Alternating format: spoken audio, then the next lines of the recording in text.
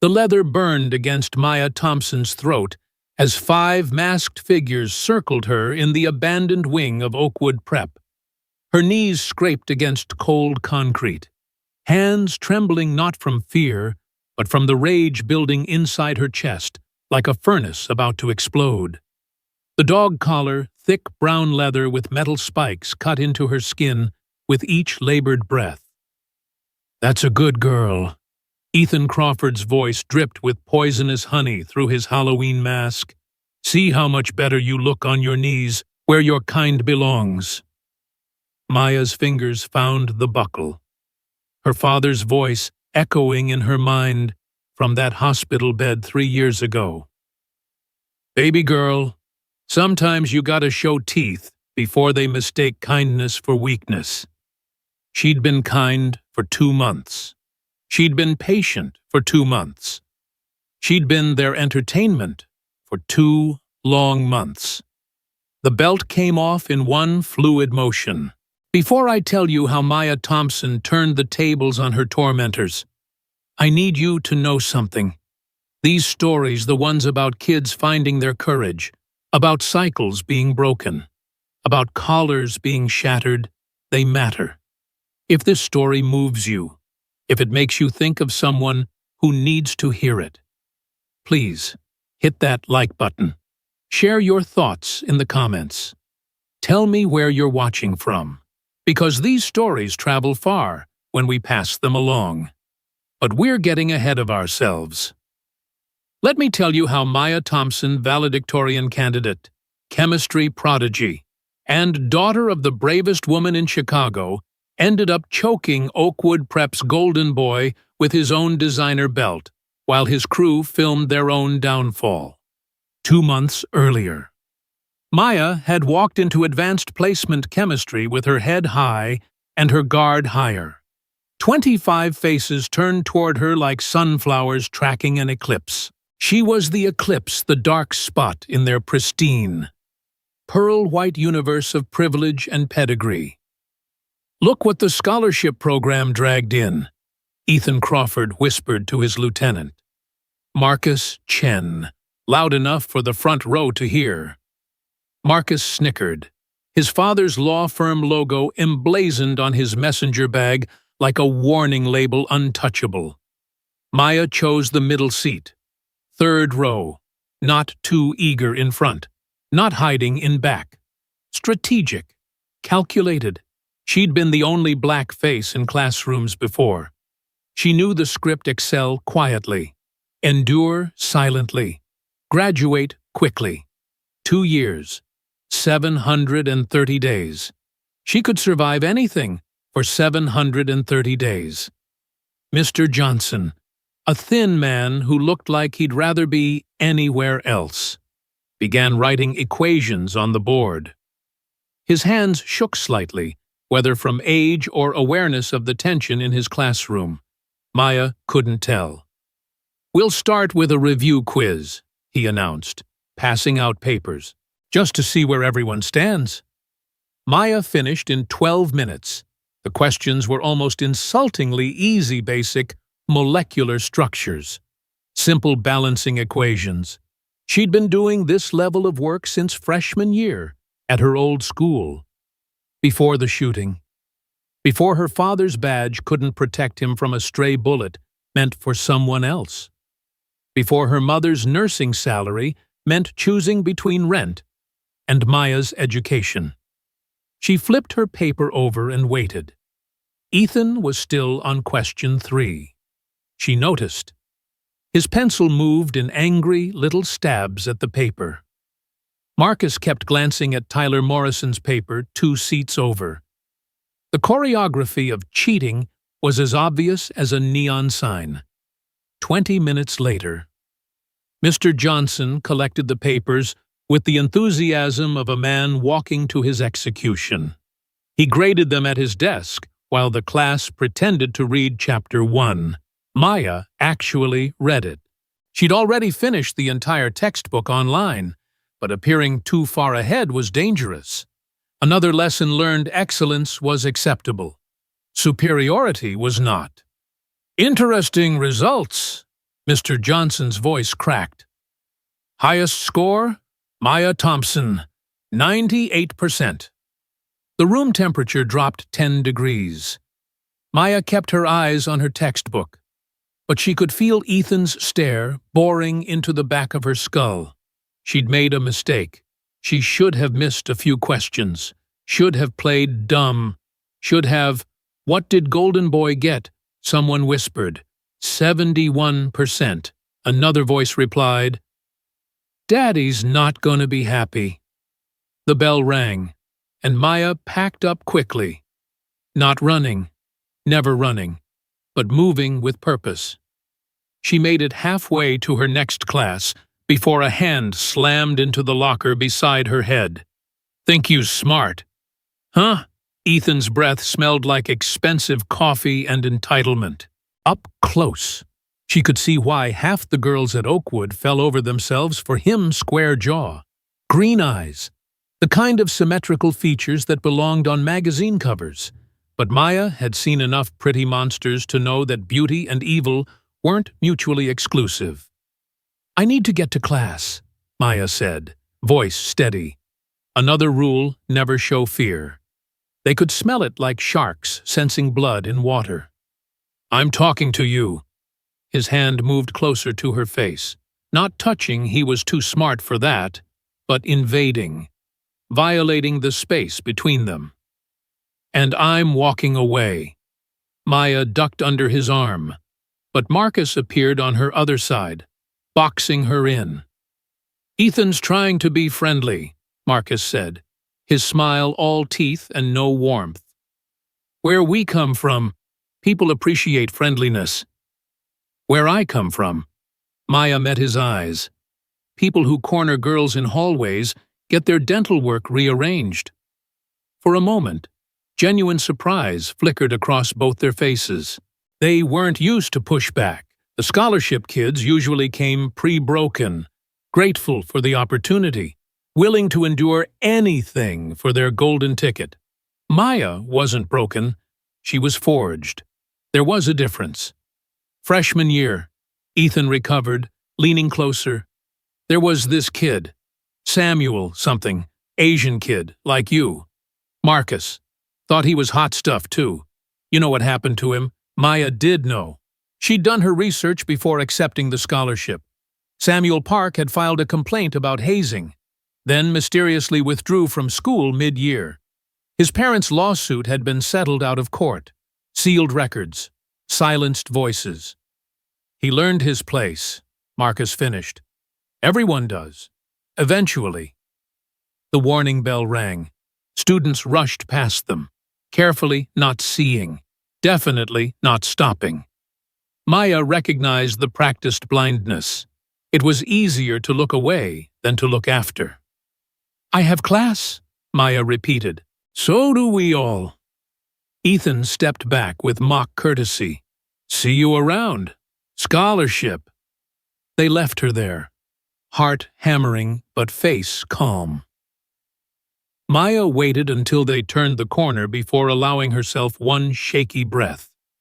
Then she straightened her spine and walked to AP History like she owned the hallway. Two could play at this game. They just didn't know she'd been playing it longer. The next 3 weeks established the pattern. Small violations, steady escalations. Her textbooks mysteriously moved from her locker to the dumpster behind the cafeteria. Ink spilled across her desk in pre-calculus, forming letters that made her stomach turn. Anonymous notes in her backpack with messages that would make their mothers weep. Always careful. Always deniable. Always when no witnesses would admit to seeing. Maya documented everything. Photos of the vandalism, screenshots of the texts from unknown numbers, careful notes with dates and times. She'd learned from her father's cases evidence was everything, but evidence without power was just paper. She tried the proper channels first. Grace Chen, the guidance counselor, sat behind her desk looking genuinely pained as Maya laid out the harassment. Without concrete proof of who's responsible, Grace said, her fingers worrying the edge of a file marked with previous students' names. There's not much I can do officially. I have photos. I have texts. From unknown numbers, with no witnesses willing to corroborate. Grace leaned forward, lowering her voice. Maya, I know how hard this is, but these families, the Crawfords donate millions. The Morrisons practically built the new science wing. Going after their children without irrefutable proof would be career suicide. Maya finished. Grace flinched, but didn't deny it. I can request a schedule change, move you to different classes. So I should run, give them what they want. And sometimes strategic retreat is the smartest option. Maya thought of her father, standing his ground that night in Chicago. Strategic retreat hadn't been an option when those bullets started flying. He'd covered 3 kids with his body. His off-duty service weapon never leaving its holster because protecting was more important than punishing. No, Maya said. I'm not retreating.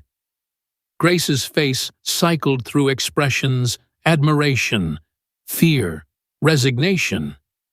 Then please, be careful. These boys, they've never faced real consequences. That makes them dangerous. More dangerous than a girl who'd held her father's hand while he bled out on 63rd Street. More dangerous than someone who'd already survived the worst thing that could happen. Maya almost laughed. The lunch situation was its own special form of torture. Oakwood Prep's cafeteria looked like something from a movie: circular tables with actual tablecloths. Floor-to-ceiling windows overlooking manicured gardens. Food that belonged in restaurants rather than school cafeterias. Maya could afford exactly none of it on her meal plan, which covered the basic option, usually a sandwich, apple, and milk. She found a spot in the corner, back to the wall, exits in view. Another habit from her father: always know your way out. She was halfway through her turkey sandwich when a shadow fell across her table. Is this seat taken? Samuel Park stood there, lunch tray in hand, looking like he'd aged 5 years since his freshman photo. The one she'd found in last year's yearbook, before his mysterious disappearance. Maya gestured to the empty chair. He sat carefully, like his body remembered pain it preferred to forget. You're Maya, he said, not a question. You're supposed to be gone. Transferred, not gone. He unwrapped his sandwich with mechanical precision. Private school in the city. Smaller, quieter, safer. But you're here now. College interview. Had to stop by the admissions office for transcripts. His laugh was bitter. Couldn't help myself. Had to see if anything changed. Maya studied him, the way he kept his sleeves rolled down despite the warm October day. The slight hunch to his shoulders, like he was constantly bracing for impact. The scar on his lower lip that hadn't been in his freshman photo. Did it change? Samuel's eyes tracked across the cafeteria, landing on Ethan's table where he held court like a medieval king. They get smarter, subtler, better at not leaving marks. What did they do to you? For a long moment. Samuel said nothing. Then he rolled up his left sleeve, revealing a pattern of scars that looked deliberate, calculated, artistic in their cruelty. Started small, he said quietly. Bumps in the hallway. Books knocked down, classic stuff. Then Ethan decided I was getting too comfortable, too confident. See, I made the mistake of dating a girl he wanted. White girl, pretty, said yes to me instead of him. Maya's stomach turned, but she kept listening. Halloween party, freshman year. They said it was tradition, new kids had to pass initiation. Drinking games, stupid dares. I thought if I played along, they'd leave me alone. He rolled his sleeve back down. They waited until I was drunk. Held me down. Ethan had this collection. Said every dog needed marking. Jesus. That's not even the worst part. Samuel's voice dropped. Tyler filmed it. Said if I told anyone, the video would accidentally get sent to every college admissions office in the country. My parents' employers. Everyone. Maya's hands clenched under the table. But you told anyway. After they did it again, and again, and when I finally broke. When my parents saw the marks and went nuclear suddenly, the video was edited. Made it look consensual. Like I asked for it. Like it was some weird fetish thing. His laugh was broken glass. Crawford's daddy has the best lawyers money can buy. We didn't stand a chance. Why are you telling me this? Samuel reached into his bag, pulled out a small USB drive. Because I've been watching the patterns for 2 years. Keeping track. You're not the first scholarship kid they've targeted. Just the first black one. And Ethan, he's escalating, getting bolder, more creative. He slid the drive across the table. Everything I collected before they broke me. Use it or don't. But know what you're really up against. What about the video? Couldn't they? Already ruined me. Samuel stood. What's left to threaten besides? Tyler's not as tech-savvy as he thinks. Cloud storage is forever, even when you think you've deleted it. He started to leave, then turned back. One more thing. Ethan's father, he's worse.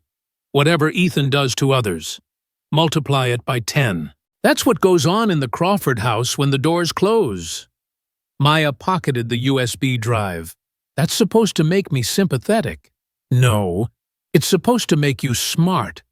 Hurt people. But understanding the wound doesn't mean you have to let them infect you. He glanced at the Crawford table one more time. Be smarter than I was.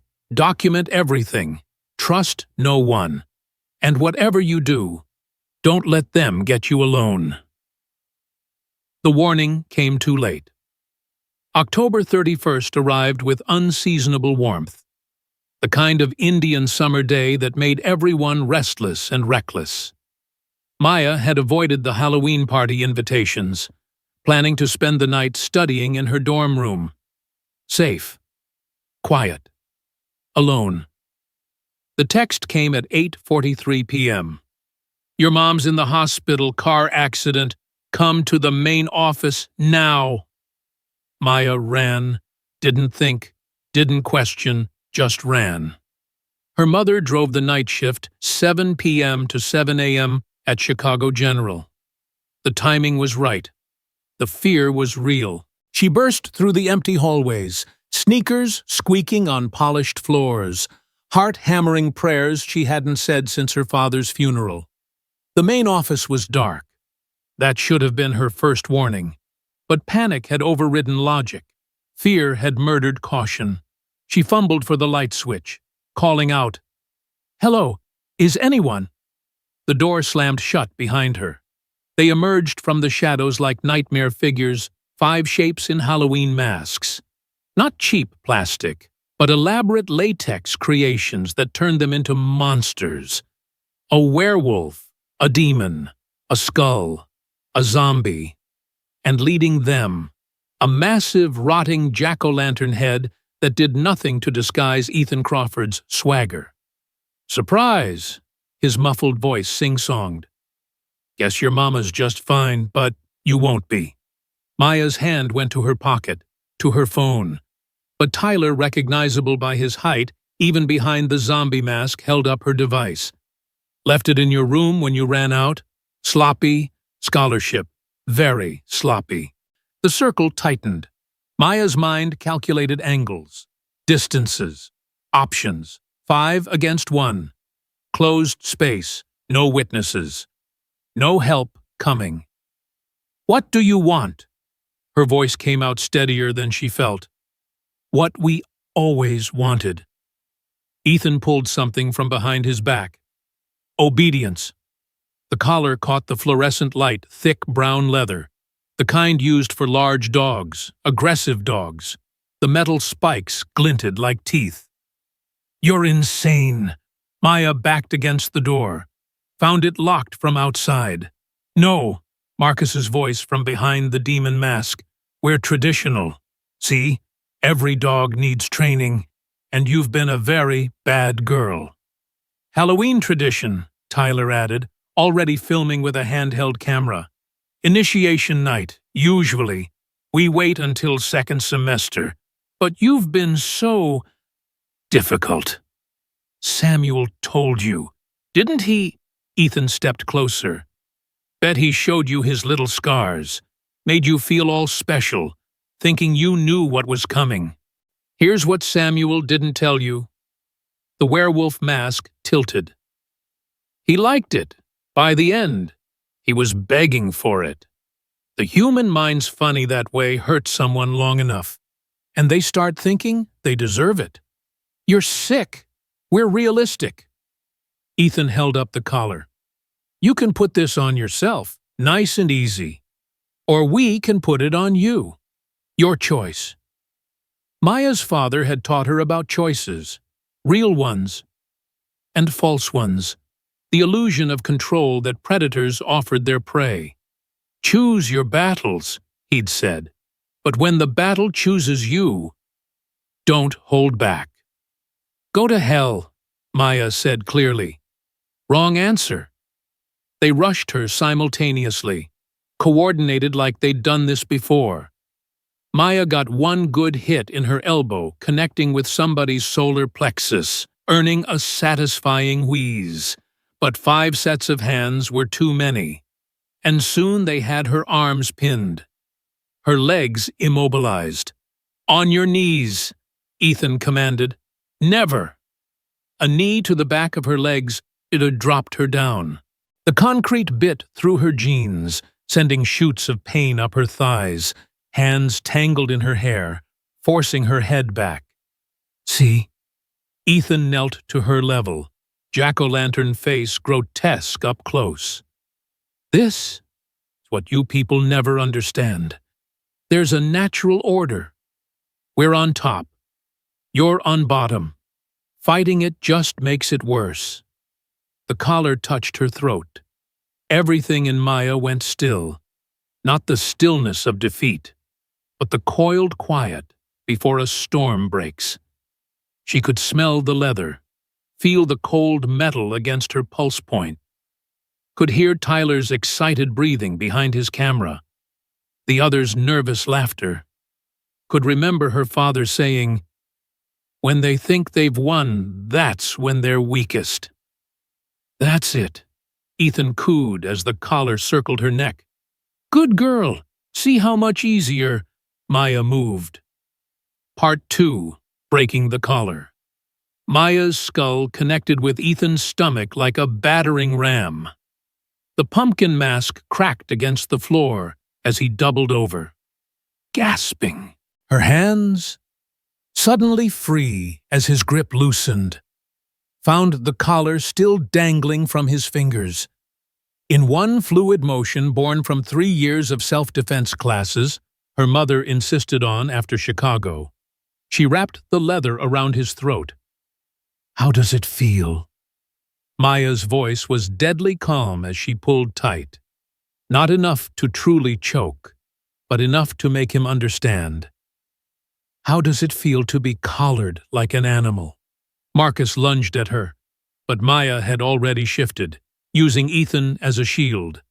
The leather belt at Ethan's waist came free with a sharp tug.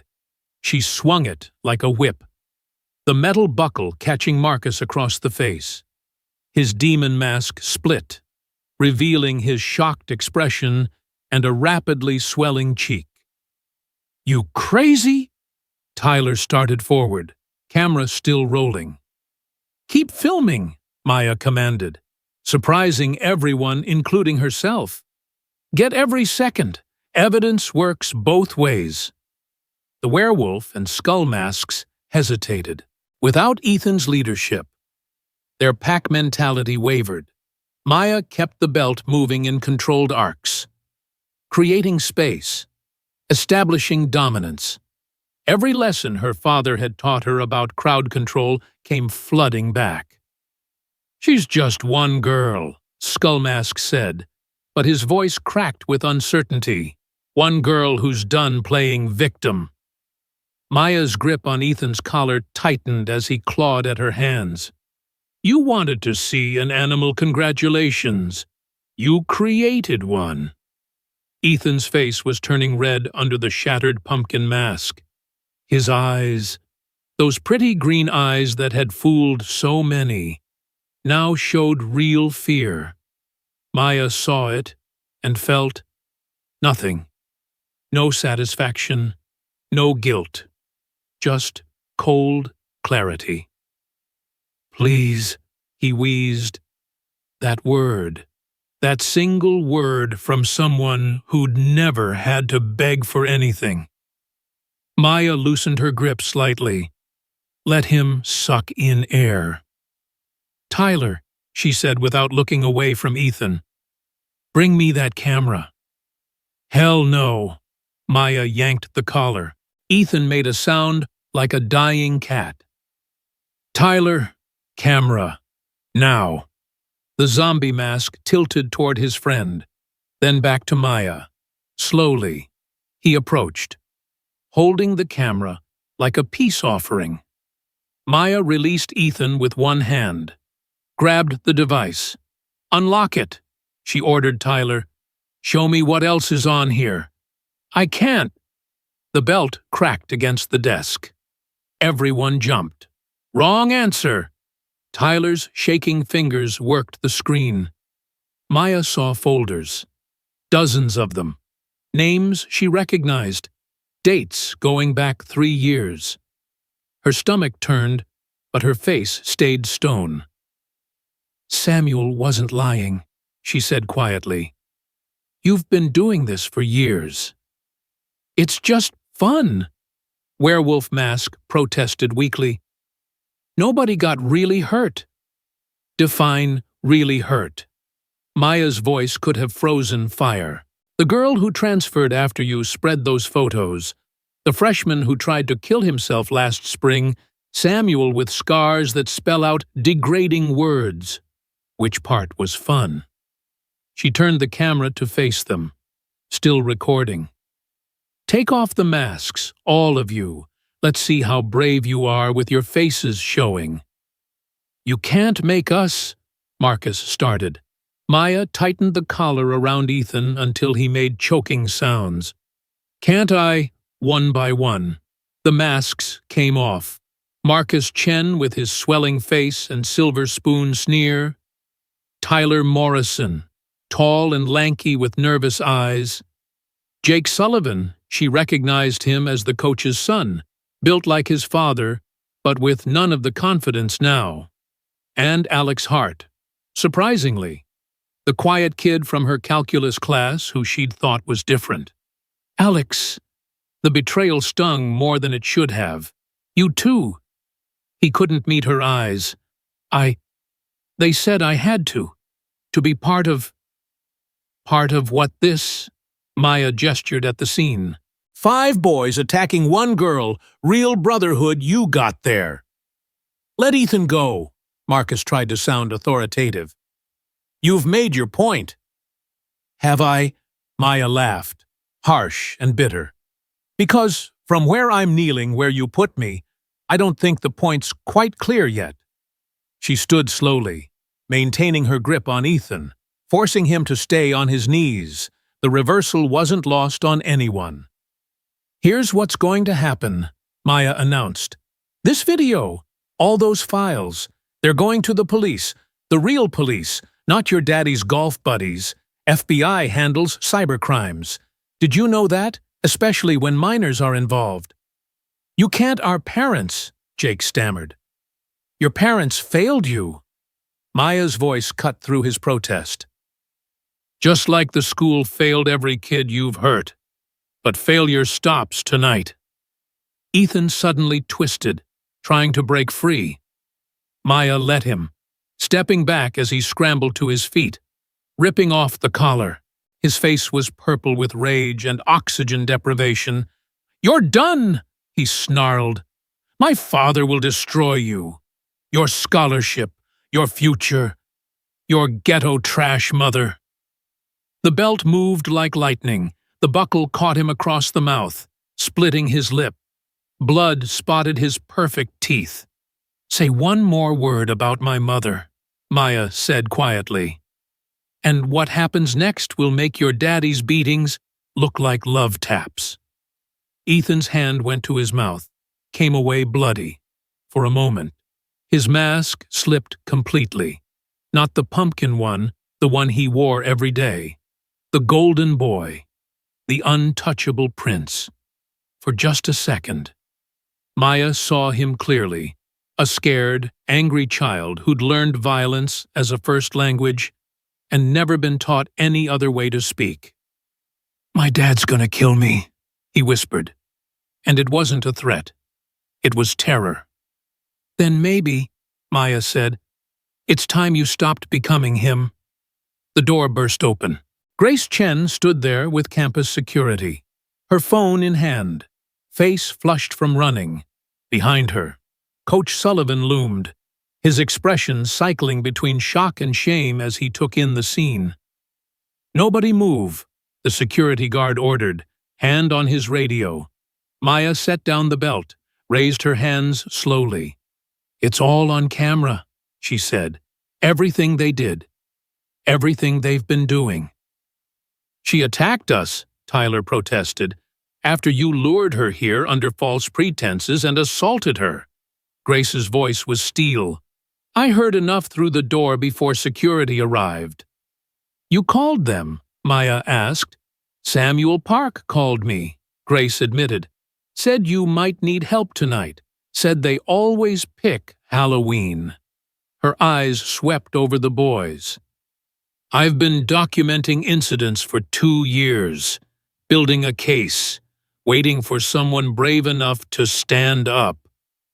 "Grace," Coach Sullivan warned, "think about what you're doing." "I am thinking, for the first time in years." She looked at him with disgust. "How many kids? Jim, how many victims did you tell to toughen up? How many complaints did you bury? They're just boys." "No," Maya interrupted. "That excuse dies tonight.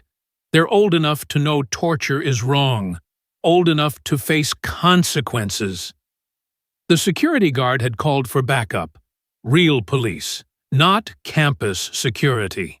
As sirens wailed in the distance, the boys' bravado crumbled entirely. Jake started crying. Alex threw up in a wastebasket. Tyler tried to delete the camera's contents until Grace physically took it from him. Only Marcus maintained any composure, his lawyer father's training showing. "We want attorneys. We're minors. You can't question us without." "Actually," a new voice said from the doorway, "in cases involving assault and potential hate crimes, we can detain you until your parents arrive." The officer who entered wasn't local police. FBI. Her badge announced, Special Agent Martinez, Cybercrimes Division. "We've been monitoring certain dark websites where videos like these get traded," she explained. "Mr. Park's evidence helped us connect local incidents to a larger ring. You boys might have thought you were just having fun, but your collections have been feeding something much darker." Now even Marcus looked scared. As the FBI agent began reading rights and procedures, Maya felt the adrenaline crash coming. Her knees wobbled. Grace appeared at her elbow, steady and supporting. "You did it," the counselor whispered. "You broke the cycle." "Did I?" Maya watched Ethan being handcuffed, his split lip still bleeding. "Or did I just prove I can be as violent as them?" There's a difference between violence and self-defense, between cruelty and consequences. Grace squeezed her shoulder. "You gave them a choice. That's more than they ever gave their victims. The next hours blurred together, the police station's fluorescent lights, her mother arriving in scrubs, having left her shift the moment she got the call. The detective, a black woman with kind eyes and careful questions, who documented every bruise and recorded every detail. "You're incredibly brave," Detective Williams said as Maya finished her statement. "I'm tired," Maya corrected. "Tired of being afraid, tired of staying quiet. Just tired." Her mother held her as she finally cried. Not tears of fear or pain, but release. 3 years of held breath, leaving her body in shaking sobs. By morning, the story had exploded beyond Oakwood Prep's ivory towers. Tyler's camera, in supreme irony, had live-streamed to his cloud storage. Someone theories varied between a hacker collective and a rogue FBI tech leaked selective portions. The sight of 5 masked boys terrorizing a lone black girl, followed by her spectacular self-defense, went viral within hours. But the real bombshell was the archive. 3 years of systematic abuse, carefully catalogued. Photos, videos, messages, all proving a pattern of harassment that targeted scholarship students, minorities, anyone who didn't fit Oakwood's alabaster mold. More victims came forward. 8, then 12, then 20. Samuel Park flew back from California to testify. A girl named Patricia Kim rolled up her sleeves on national television, showing scars that matched Samuel's. Parents who'd been paid for silence started talking. Ethan's father arrived at the police station in a rage that could be heard 3 floors away. Maya watched through a window as Richard Crawford, titan of industry and king of his domain, discovered his currency was worthless here. Money couldn't delete federal evidence. Connections couldn't erase video proof. Threats only added charges. When he saw Maya watching, his face contorted with such hatred she stepped back instinctively. But then she saw Ethan behind him, and the boy flinched from his father's raised hand even in the police station. The cycle on full display. "Your father hits you." Maya said it to the one-way glass, knowing the FBI agent was recording on the other side. "Probably has for years. Makes you feel weak, so you make others feel weaker. Classic transfer of trauma." "Don't." Ethan's voice was hollow. "Don't pretend you understand. I understand plenty. My father died protecting strangers. Yours lives hurting his own son. We both learned violence young. Difference is, I learned to protect. You learned to pray. He'll destroy you for this." "He can try." Maya turned from the window. "But I've already survived the worst thing. Everything else is just noise." The legal proceedings took months. Oakwood Prep closed for a week as investigators combed through records. When it reopened, half the board had resigned. Coach Sullivan was gone, and Grace Chen had been promoted to Dean of Students with a mandate for reform. The boys faced various consequences. Tyler and Jake got probation and mandatory counseling. Marcus, whose father's hard drives revealed his own collection of disturbing content, faced federal charges. Alex Hart wrote a public letter of apology that seemed genuine, started speaking at schools about mob mentality and the courage to say no. And Ethan Crawford got 3 years in juvenile detention, not just for the assault on Maya, but for the pattern of abuse stretching back years. At his sentencing, he looked smaller than Maya remembered, just a boy in an expensive suit, dwarfed by the weight of his choices. His father wasn't there. Richard Crawford had his own problems. Turns out the FBI's investigation into the dark websites had uncovered connections to his business dealings. The mighty Crawford empire crumbled within weeks. Maya testified at every hearing, steady and clear. She didn't minimize what they'd done, but she didn't exaggerate either. Just truth, plain and simple, powerful in its honesty.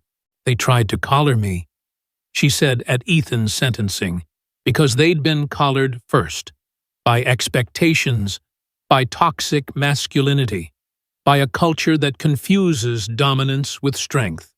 But real strength isn't about making others kneel, it's about helping them stand. After the hearings, Maya had a choice. She could stay at Oakwood, continue her education at the scene of her trauma, or she could transfer, start fresh somewhere without the weight of that night. She stayed, not because it was easy, but because it was necessary. Other scholarship kids needed to see it was possible. Other victims needed to know they weren't alone. Other bullies needed to understand that consequences existed. She started a program with Grace Chen monthly assemblies where survivors shared stories, where reformed bullies spoke about change, where everyone learned the difference between strength and cruelty. She called it Break the Collar, and within a year, dozens of schools had adopted versions of it. Samuel Park visited during spring break. They sat in the same cafeteria where he'd warned her. But everything felt different now. Lighter. Safer. "You did what I couldn't," he said. "You did exactly what you needed to survive." Maya corrected. "Courage isn't one size fits all. You speaking up, even after they broke you, that's what started this. Your USB drive saved kids you'll never meet." "I heard Ethan's getting therapy. Real therapy. Not just detention." Maya nodded. "Wrote me a letter last month. Accountability letter. His therapist called it. Taking responsibility without asking for forgiveness." "Did it help?" "Helped him, maybe. Jury's still out on whether it helped me." She traced the faint scar on her neck where the collar had cut deepest. "Some wounds heal, others just teach you to be careful." On the anniversary of that Halloween night, Maya stood before a packed auditorium. Not just Oakwood students, but kids from schools across the state. Her mother sat in the front row, proud and protective. Grace Chen introduced her, voice thick with emotion. "The easy thing," Maya began, "would be to paint this as a simple story. Good versus evil. Hero versus villains. But real life is messier than that. The boys who attacked me weren't monsters. They were products of a system that taught them cruelty was currency, and kindness was weakness." She clicked to a slide showing statistics. 1 in 5 students experiences bullying. 1 in 10 attempts suicide because of it. Zero-tolerance policies don't work because they treat symptoms, not causes. Punishment without understanding just creates sneakier predators. "So what does work?" She clicked again. "Connection. Accountability with compassion. Teaching kids not just to stand up to bullies, but to recognize the bully in themselves. Because we all have that capacity. Every single one of us can choose to collar someone else or help them break free." A hand raised in the audience. A young boy, maybe 14, voice shaking. What if you're too scared to fight back? What if you're not brave like you?" Maya's smile was gentle. "You think I wasn't scared? I was terrified. But courage isn't the absence of fear. It's acting despite it. And fighting back doesn't always mean throwing punches. Sometimes it's telling someone. Sometimes it's recording evidence. Sometimes it's just surviving another day." "Your voice," she continued.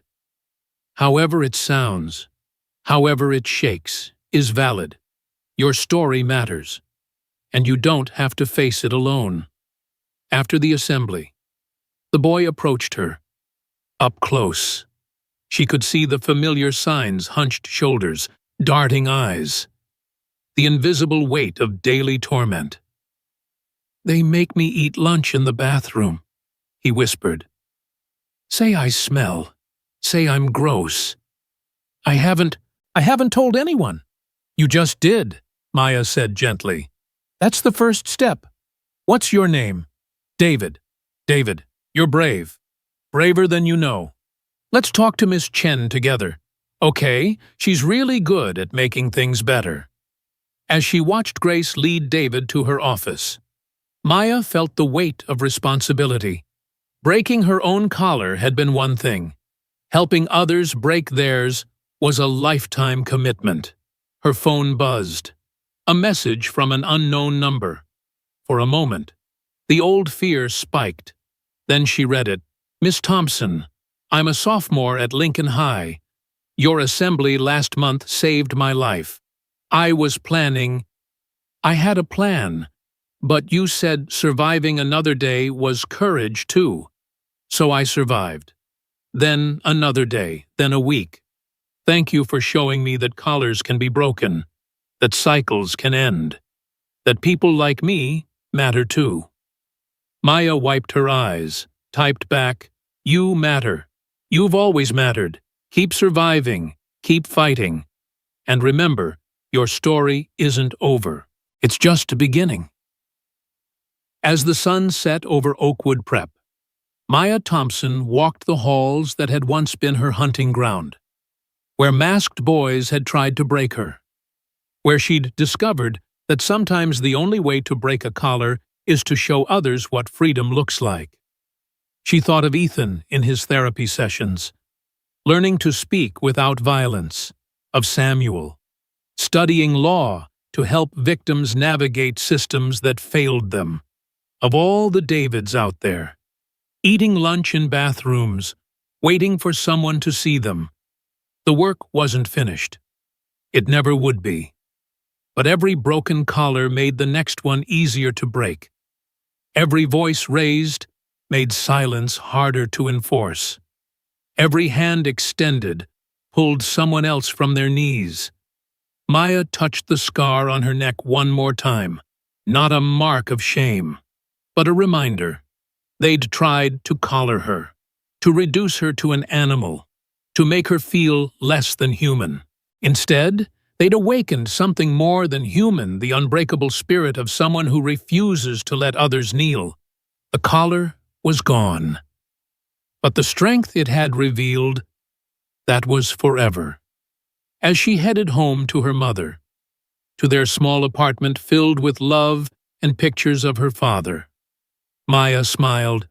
Tomorrow would bring new challenges, new Ethans, new collars, new battles to fight. But tonight, she was just a girl who'd refused to kneel. And sometimes, that's how revolutions begin. One collar breaking at a time.